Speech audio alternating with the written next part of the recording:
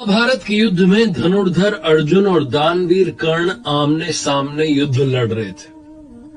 जब जब कर्ण का तीर आता था, अर्जुन का जो रथ था वो थोड़ा पीछे खिसक जाता था, और जब जब अर्जुन तीर चला रहे थे तो उस तरफ कर्ण का जो रथ था वो थोड़ा ज्यादा पीछे खिसक जाता था। जैसे ही कर्ण का तीर आके अर्जुन के रथ पर लगता, अर्जुन का रथ थोड़ा भी पीछे खिसकता, भगवान श्री कृष्ण कर्ण के साहस की, वीरता की प्रशंसा करने लगते। और जहां अर्जुन का तीर जाकर के कर्ण के रथ को लगता, वो बहुत पीछे खिसक जाता, लेकिन भगवान श्री कृष्ण ज्यादा प्रशंसा नहीं करते। अर्जुन से रहा नहीं गया कि क्या हो रहा है, तो उसने पूछ लिया कि भगवान देखो, मेरा वाला तीर जाता है, उसका रथ बहुत पीछे चला जाता है, उसका आता है, हमारा तो थोड़ा ही पीछे खिसकता है। भगवान श्री कृष्ण ने कहा कि मुझे उसकी प्रशंसा करनी जरूरी आवश्यक है। क्यों? क्योंकि तुम्हारे रथ पर स्वयं मैं विराजमान हूं, ध्वजा पर हनुमान जी विराजमान है। तुम्हारे पहियों को शेषनाग ने थाम रखा है, लेकिन तब भी कर्ण के तीर की ताकत देखो कि थोड़ा तो पीछे खिसक रहा है, इसलिए वो तुमसे ताकतवर तो है। अर्जुन ने जब ये सुना और समझा तो उसका जो घमंड था वो चूर चूर हो गया, टूट गया। कर्ण महाभारत का अहम किरदार।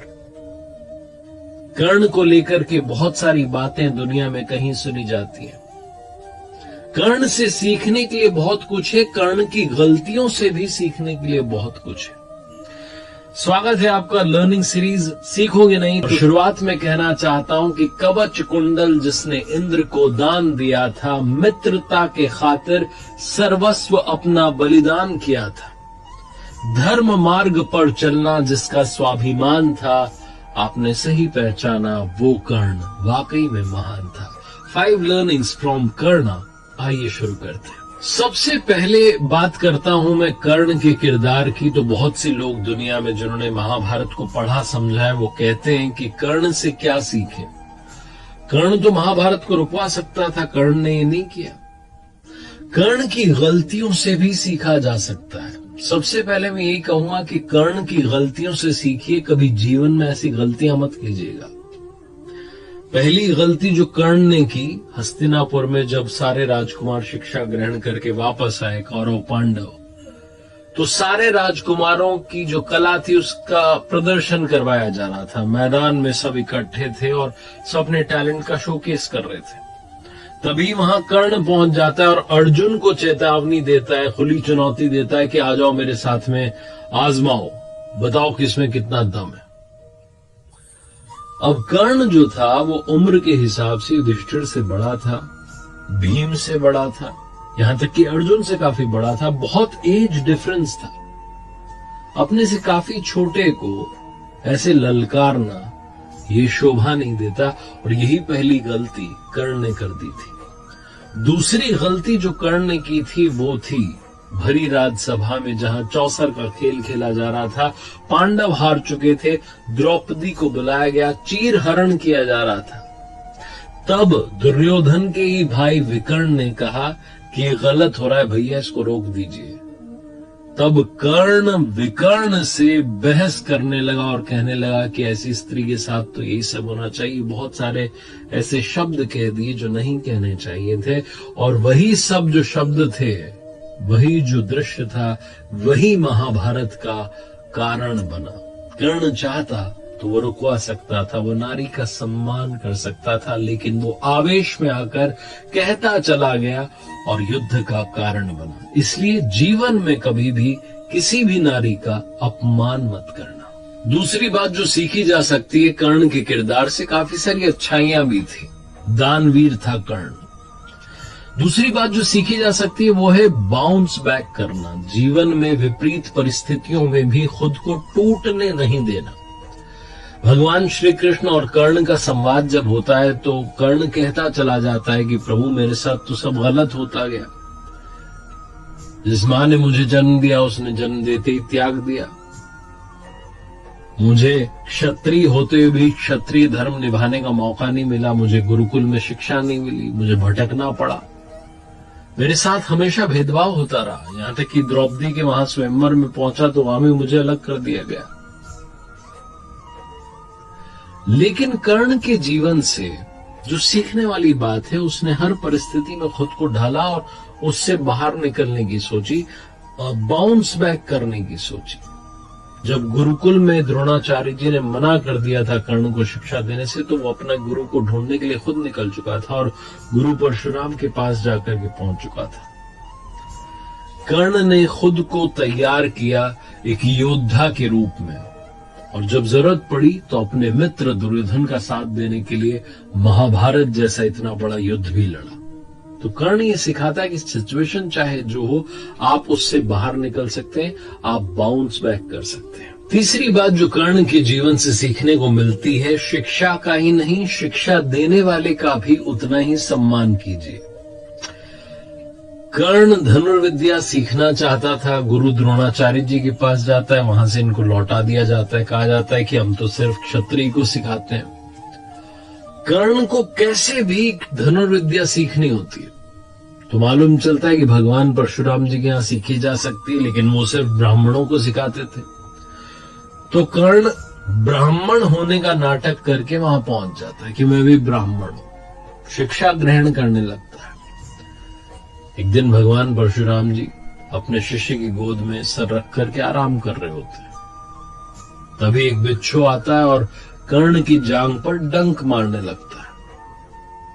दर्द तो कर्ण को बहुत हो रहा होता है, लेकिन हटाता नहीं कि गुरुजी की नींद ना खुल जाए। भगवान की नींद खुल गई तो बहुत गुस्सा होंगे, नाराज होंगे, और वो विश्राम कर रहे हैं, उन्हें विश्राम करने दिया जाए तो सह लेता है सारे दर्द को। बिच्छू चला जाता है डंक मार के, खून बहने लगता है। कुछ समय के बाद में भगवान परशुराम की नींद खुलती है, वो देखते हैं कि कर्ण की जांघ में से खून बह रहा है। तो कहते हैं कि तुम ब्राह्मण नहीं हो सकते, इतनी सहनशीलता सिर्फ क्षत्रिय में होती है, कौन हो तुम बताओ। और गुस्सा आ जाता है और वो श्राप दे देते हैं कि तुम मेरी विद्या को तब भूल जाओगे जब सबसे ज्यादा जरूरत होगी, सबसे ज्यादा आवश्यकता होगी, उस समय तुम्हें याद ही नहीं आएगा। कर्ण चरणों में गिर जाता है, कहने लगता है भगवान ऐसा श्राप मत दीजिए। लेकिन श्राप एक बार दे दिया, वापस तो लिया नहीं जा सकता। वो कहता है कि मुझे नहीं पता मैं किस कुल में पैदा हुआ, कहां मेरा जन्म हुआ, मुझे कुछ पता ही नहीं है। मुझे बस धनुर्विद्या सीखने थी, इसलिए आपके पास चला आया। भगवान परशुराम फिर अपने शिष्य को देख करके, दया करके अपना विजय धनुष जो है दे देते हैं। एक और श्राप है जो कर्ण की मृत्यु का कारण बनता है।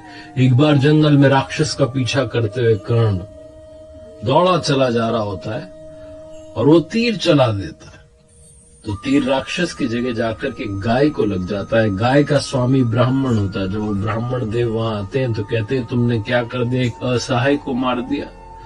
तुम भी जब असहाय रहोगे तो तुम्हें कोई मार देगा। और यही होता है युद्ध भूमि में, जब अर्जुन से सामना होता है तो विद्या भूल जाता है कर्ण, उसके रथ का पहिया दलदल में फंस जाता है, अर्जुन तीर चला देते हैं और कर्ण की मृत्यु हो जाती है। लेकिन सार ये है कि जिसने शिक्षा दी उनका भी सम्मान कीजिए और जो शिक्षा मिली उसका भी सम्मान कीजिए। चौथी बात जो सीखनी चाहिए कर्ण के जीवन से, कर्ण ने ना सिर्फ मित्रता की बल्कि मित्रता को निभाया भी। आज की लाइफ में बहुत सारे फ्रेंड्स होते हैं हमारे, लेकिन बहुत सारे फ्रेंड्स में से बहुत कम फ्रेंड्स होते हैं जो हमारी फ्रेंडशिप को निभाते हैं।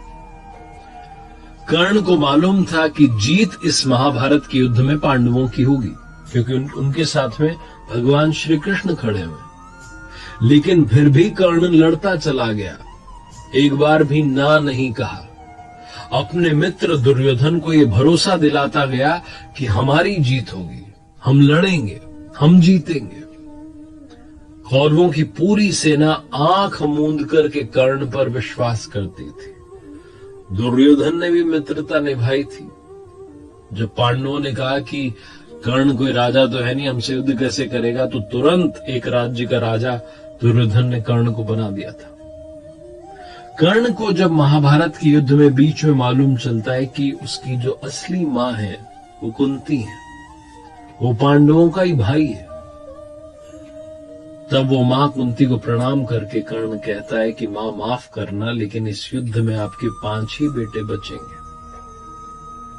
युधिष्ठिर रहेंगे, नकुल रहेंगे, सहदेव रहेंगे, भीम रहेंगे, लेकिन अर्जुन और कर्ण में से सिर्फ एक बचेगा, क्योंकि युद्ध तो मां होकर के रहेगा।